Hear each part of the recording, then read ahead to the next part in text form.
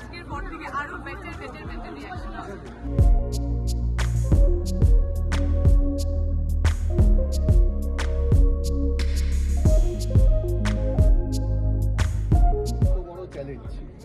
সাতটা লুক, সাতটা সত্তা, সবটা মিলিয়ে একটা বড় চ্যালেঞ্জ। পারফরমেন্স ওয়াইজ এটা পুরোটাই পারফরমেন্স ওরিয়েন্টেড, কারণ গল্পটা সচরাচর খুব ইজি গল্প তা নয়, খুব কঠিন একটা মার্ডার মিস্ট্রি তো বটেই, সাইকোলজিক্যাল থ্রিলার তো বটেই, কিন্তু তার পাশাপাশি পুরোটাই পারফরমেন্স ওরিয়েন্টেড। তো সুতরাং সেই ক্ষেত্রে মানুষ কতটা সেটাকে আরও নিজেদের কাছের করে তুলছেন, পছন্দের করে তুলছেন, এটা শুধুমাত্র তাদের উপরে।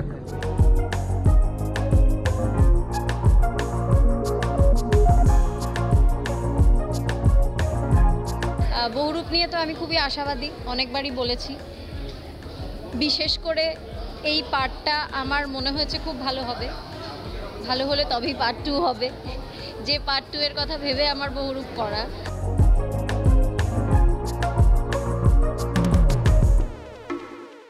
অনেক শুভেচ্ছা সোহমের জন্য, আকাশের সিনেমা।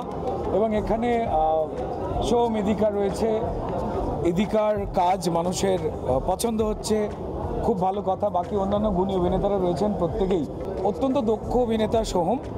এবার প্রস্থেটিক মেকআপ,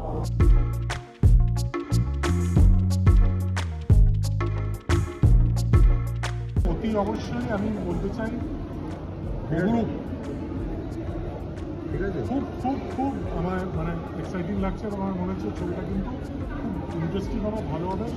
বহুদিন পর প্রেম আমারের সোহমের আমি একটা রেজোনেন্স পাচ্ছি, কারণ সোহম তো খুব ভালো অভিনেতা, ও অনেকদিন পর এরকম একটা রোল করছে, সেটা অভিনয়ের যে রেঞ্জ সেটা খুব ইউটিলাইজ হবে। সো আমি রিয়েলি লুকিং ফরওয়ার্ড।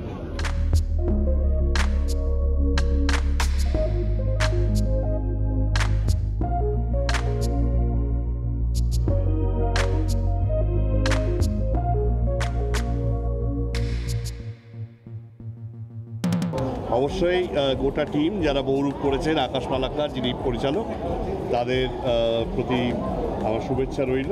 অবশ্যই বাংলা ছবির আরও নতুন করে আরও উন্নতি হোক, এইটাই চাই।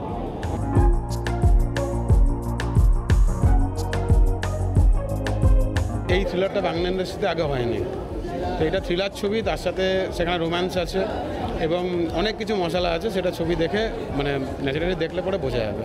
ওভারঅল আমি কাজ করতে গিয়ে যেটা দেখেছি, এরা খুবই ভালো এবং আমার সাথে খুব কোঅপারেট করেছে, কাজ খুব ভালো করে করেছি আমরা।